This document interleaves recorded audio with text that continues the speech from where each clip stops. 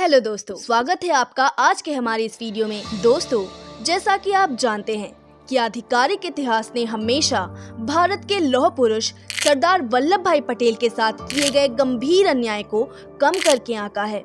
ऐसा नहीं है कि आधिकारिक इतिहास में स्वतंत्रता के बाद भारत का नेतृत्व करने के लिए कांग्रेस पार्टी की भारी पसंद के रूप में सरदार पटेल की जगह जवाहरलाल नेहरू के उदय का उल्लेख नहीं है, लेकिन यह केवल फुटनोट तक सिमट कर रह गया और कुछ नहीं। दोस्तों, कांग्रेस पार्टी के लगभग सभी नेताओं ने सरदार पटेल को स्वतंत्र भारत के पहले प्रधानमंत्री के रूप में शपथ लेने के लिए सबसे योग्य उम्मीदवार के रूप में देखा। एक सक्षम प्रशासक और एक बेहतरीन राजनेता होने के अपने सिद्ध ट्रैक रिकॉर्ड को देखते हुए उनका प्रधानमंत्री बनना तय माना जा रहा था। फिर वास्तव में क्या हुआ, इसका जवाब जानने के लिए हमें 1946 में वापस जाना होगा। 1946 तक यह बिल्कुल स्पष्ट हो गया था कि भारत की स्वतंत्रता में अब केवल कुछ समय की देर है। उस समय मौलाना अबुल कलाम आजाद कांग्रेस पार्टी के अध्यक्ष थे। आजाद को कांग्रेस अध्यक्ष पद के लिए चुनाव लड़ने और जीतने में भी दिलचस्पी थी, क्योंकि उनकी भी पीएम बनने की इच्छा थी। लेकिन महात्मा गांधी ने सभी को यह स्पष्ट कर दिया कि कांग्रेस अध्यक्ष पद के लिए नेहरू उनकी पहली पसंद थे।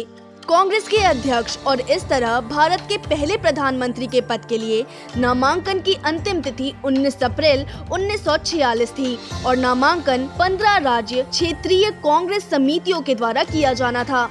कांग्रेस अध्यक्ष के रूप में नेहरू के लिए गांधी की प्रसिद्ध पसंद के बावजूद एक भी कांग्रेस समिति ने नेहरू का नाम नहीं दिया। इसके विपरीत कांग्रेस की 15 से 12 समितियों ने सरदार वल्लभ भाई पटेल का चयन किया। बाकी 3 कांग्रेस कमेटियों ने किसी नेता का नाम नहीं लिया। जाहिर है, भारी बहुमत सरदार पटेल के पक्ष में थी। यह महात्मा गांधी के लिए भी एक चुनौती थी। उन्होंने प्रोफेसर जेबी कृपलानी को निर्देश दिया कि कांग्रेस कार्य समिति के सदस्यों से नेहरू के लिए कुछ वोट्स बुलाएं। यह अच्छी तरह से जानते हुए कि केवल प्रदेश कांग्रेस समितियों को अध्यक्ष नामित करने के लिए अधिकृत किया गया था। गांधी की इच्छा के सम्मान में कृपलानी ने कुछ सीट सदस्यों को पार्टी अध्यक्ष के लिए नेहरू के नाम का प्रस्ताव करने के लिए राजी किया।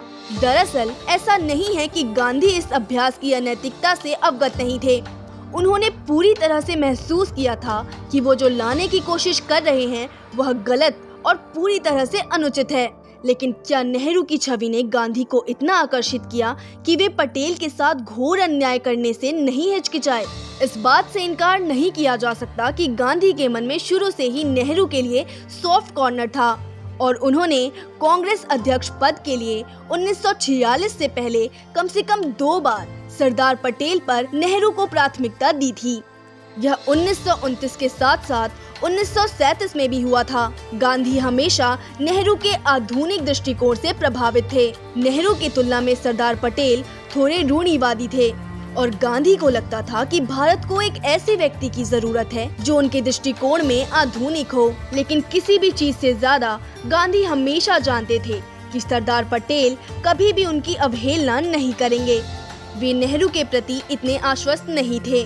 गांधी की आशंका तब सच हुई जब नेहरू ने उन्हें यह स्पष्ट कर दिया कि वह किसी के लिए दूसरी बेला खेलने को तैयार नहीं है। शायद गांधी चाहते थे कि नेहरू और पटेल दोनों देश को नेतृत्व प्रदान करें। उन्होंने नेहरू के पक्ष में अपनी वीटो पावर का इस्तेमाल किया, क्योंकि उन्हें डर था कि अगर उन्हें प्रधानमंत्री बनने का मौका नहीं दिया गया तो नेहरू भारत की स्वतंत्रता के रास्ते में समस्या पैदा कर सकते हैं। कुछ विश्लेषकों ने यह भी दावा किया कि नेहरू ने प्रधानमंत्री नहीं बनने की स्थिति में कांग्रेस को विभाजित करने की धमकी दी थी। इन विश्लेषकों के अनुसार नेहरू ने गांधी को यह कहकर उनका समर्थन करने के लिए मजबूर किया कि यदि उन्होंने कांग्रेस को विभाजित किया तो पूरी स्वतंत्रता योजना गड़बड़ा जाएगी, क्योंकि अंग्रेजों को यह सवाल उठाकर स्वतंत्रता में देरी का बहाना मिल जाएगा कि किसे बागडोर सौंपी जानी चाहिए। गांधी ने सोचा होगा कि सत्ता में वंचित नेहरू के साथ तर्क करने के बजाय सरदार पटेल से बलिदान के लिए पूछना सुरक्षित होगा। वास्तव में उन्होंने टिप्पणी की थी कि नेहरू सत्ता पागल हो गए हैं। इसीलिए हम यह निष्कर्ष निकाल सकते हैं कि गांधी ने 2 मुख्य कारणों से पटेल पर नेहरू को चुना। गांधी का मानना था कि आधुनिक विचारों वाले एक विदेशी शिक्षित नेहरू पटेल पर बढ़त रखते थे। गांधी को डर था कि अगर नेहरू को प्रधानमंत्री पद से वंचित कर दिया गया तो वे विद्रोह कर देंगे। दूसरी ओर उन्हें सरदार पटेल की वफादारी पर पूरा यकीन था। वह जानते थे कि सरदार पटेल एक सच्चे देशभक्त थे, लेकिन गांधी का फैसला देश के लिए बहुत महंगा साबित हुआ।